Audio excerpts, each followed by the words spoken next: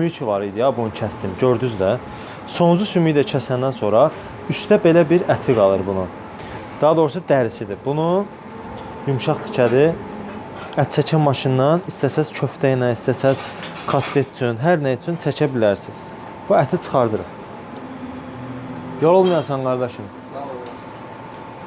Hə, bu əti də çəkə bilərsiniz. Ən yumşaq hissələrindən biridir. Özünə məxsus xüsusi dadı var. Bunu da qoyuruq qırağa. Deməli, burada bel hissəsində, baxın, bildiyiniz kimi, həm can əti var, həm bel əti var. Can əti tanıyırsınız çoxunuz ki, ən yumşaq sinirsiz hissəsidir. Özü də görürsünüz ki, sinə sinir getmir. Bel ətin isə biraz ona nisbətdə biraz bəkdir, amma bunun dadı ikisinin arasında fərqi var. Can ətini başlayırıq yavaş-yavaş sümükdən ayırmağa. Bu yağları qətiyyən atmaq lazım deyil. Bunun da qızardanda çalışın can ətinə bir yerdə qızardın. Bilənlər bilir. Can ətini çıxardırıq, sümükdən ayırırıq. Bir də ki, sizə indi onu göstərəcəm. Ətin seçimində nəyə diqqət etmək lazımdır. Deməli, ətimizi çevirdik. Can ətinin ən yaxşı çıxarmaq üstündən bir dənə balaca bıçaq götürün. Hər onurğadan bir bıçaq içəri girir. Baxın, içəri girdi, qayıtdı.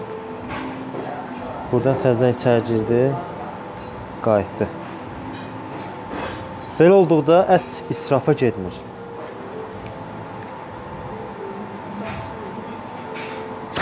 İsrafil dayı.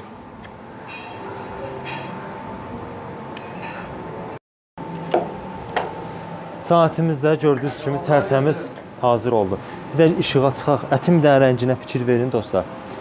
Can əti həmişə alanda çox tünd rəngdə olmamalıdır, açıq qəhvəyi rəngində olmalıdır. Üstü qırmızı olsa da olar, eybi yoxdur. Bir də sizə onun ipucu verim ki, əgər baxın can ətin və yaxud digər ətdə aralarında əgər belə pərdə yaranırsa, deməli ət tez bişən ətdir. Bu da yadınızda qalsın. Can ətin təmizlənməsini inşallah sizlərə növbəti videolarımızda göstərəcək. Can ətini qoyuruq qırağa. Bizə lazımdır bel əti. Bel ətini də başlayırıq yavaş-yavaş ayırmağa.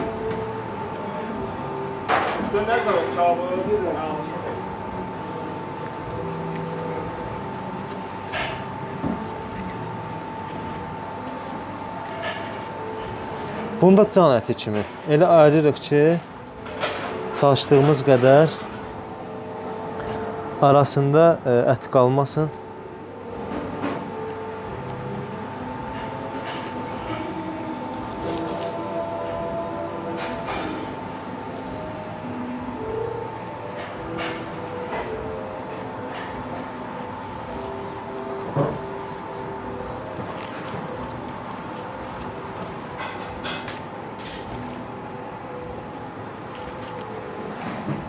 Gördüyünüz kimi baxın, bütün sümüklü hissələrindən bura ayırdıq. İndi buradan da ətimizi ayıraq.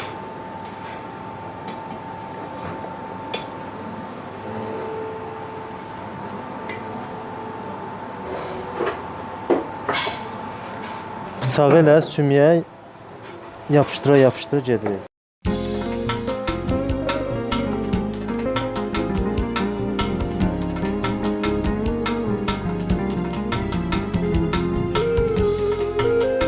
Gördüyünüz kimi elə bunu doğrayın ki, üstündə sümüyü qalsın, ət az olsun.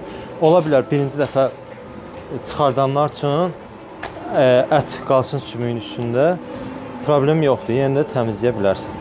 İndi bastırmanın üstündə, daha doğrusu bel ətinin üstündə olan bu piy var, bu çıxmalıdır. Çünki kababda bu yandırır, bilənlər bilir.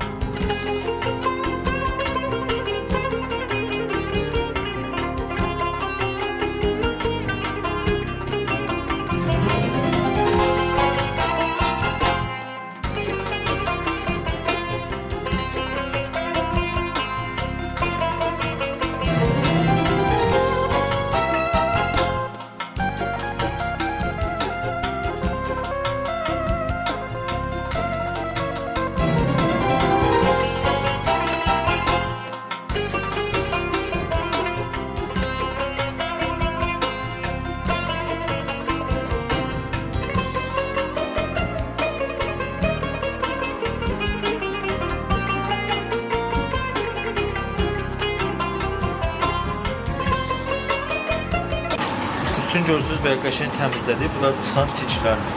Yəni bunlar atılır belə deyək. Başlayırıq indi bunu doğramağa. Çalışın bir barmaq qədərində doğrayıb. Bir barmaqdan da biraz nazik idi. Mənim barmağım biraz qalındır. Çalışın ikisi heç olmasa 160 qram gəlsin.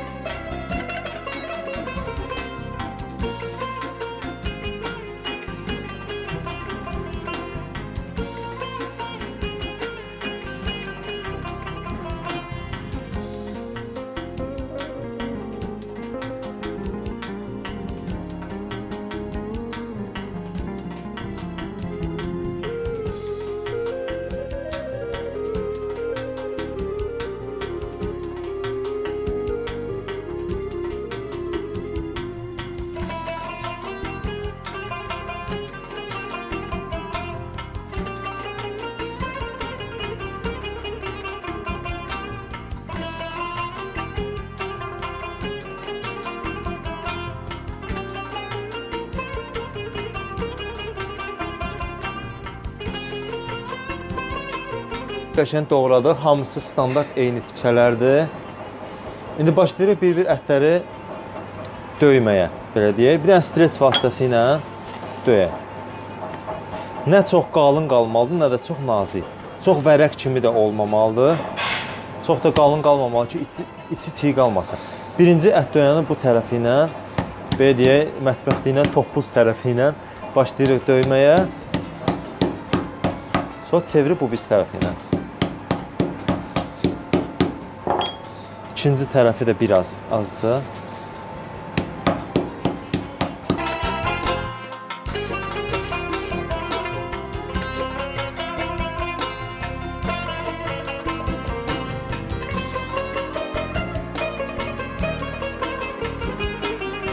Ola bilər indi arada görürsünüz ki, məsəl üçün biraz tikə uzun çıxıb, baxın bu boyda tikə, məsələn bir dənə bastırmaya vermək olmaz. Çünki çox böyükdür. Burada 2 porsiyon əti var. Ona görə də ortadan bunu bölürük 2-yə. Bu formada qoyacaq bastırmaya. Çox da xırda olmağı məsləhət deyil ki, ət bişdikcə yığılır. Ətimizi qəşəng döyəclədik. Ondan sonra soğan götürürük. Bizə lazımdır qəşəng ağ soğanlar olsun. Çalışın belə yaş soğan olmasın. Belə qəşəng quru soğanlar olsun. Bunu nazik-nazik doğrayırıq ki, suyun üstünə sıxanda suyu çıxsın. Elə soğan var ki, qalın doğranır. Qalın doğranan soğanın suyu çıxmaz. Ona görə də çox nazik doğranmalıdır ki, soğan suyu çıxsın.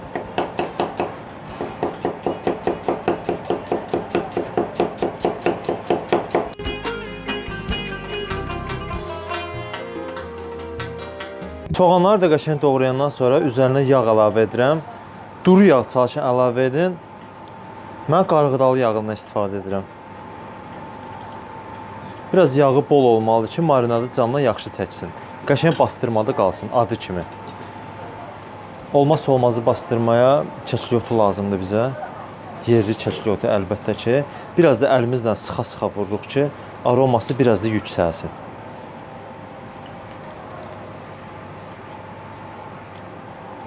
Bilirəm, xaricdə tapmaq biraz çətin olur. Biz özümüz də xaricdə işləyəndə Azərbaycandan aparırdıq. Bir yarım limon lazım olacaq. Limon həm xüsusi aroma verir, elə qabığını da atın içinə və yumşalmağına kömək edir.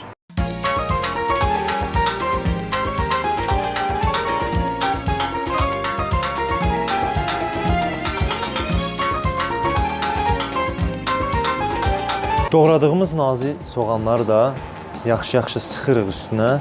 Baxın, suyu belə nazik doğrananda qəşəng çıxır. Qalın doğrananda amma çıxmır. Ona görə də soğan bacardığınız qədər nazik doğrayın. Bu soğanın yarısını üstünə əlavə edəcəm, yarısını yox. Ki, hamısı sonradan soğan təmizlənməyək. Əsas bu soğanın bizə lazım olan suyudur. Bunu da vururuq və salam. Bu qədər soğan mövzusuna bəsdir. Qalanlarını da suyun vursaq bəs eləyəcək. Soğan öz suyu da ətin yumşalmağına kömək edir. Həm də dadına görə lazım. İndi başlayaq qarışdırmağa. Çalışın elə qarışdırın ki, yağ ətin aralarına keçsin, ətlər bir-birinə aralı olsun. Həm də ki, hamısı bastırmanı götürə bilsin. Belə bir-birindən aralayın, ondan sonra başlayın qarışdırmağa. Qəşəng yağa vurun. ki ət cırılmasın. Elə vaxt olur ki, ət qarışdıranda da cırılır. Baxın, biraz yağı bu azdır. Biraz da yağ əlavə edirəm üstünə.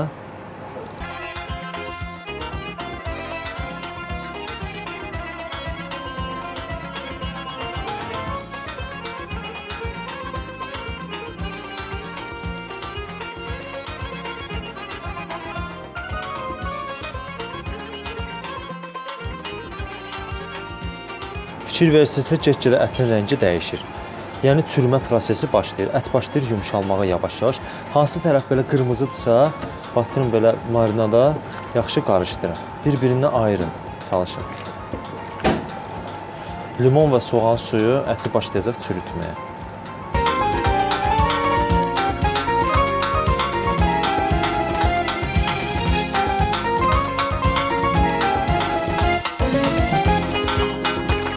Acmısan?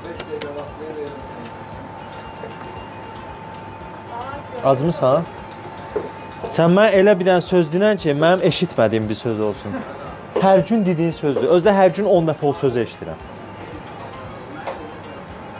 Nə göndər? Tovuq kebabı. Tovuq kebabdır da, bə nədir?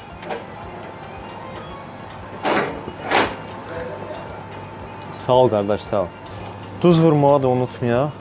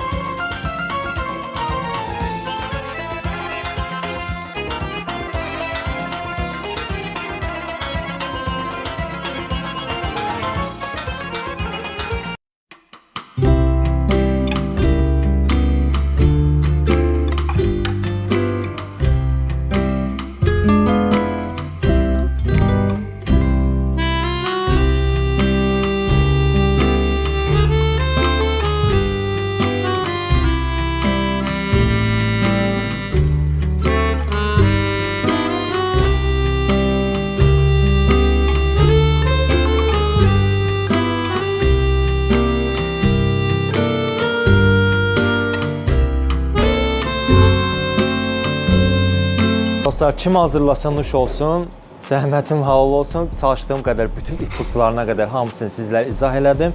Hazırladığımız bastırma da budur. Hazırlayan hər kəsə nuş olsun. Bəyənib abunə olmağı, dostlarınızla, sevdiklərinizlə paylaşmağı unutmayın. Balığında sizlərə göstərin. Baxın, özünüz görürsünüz.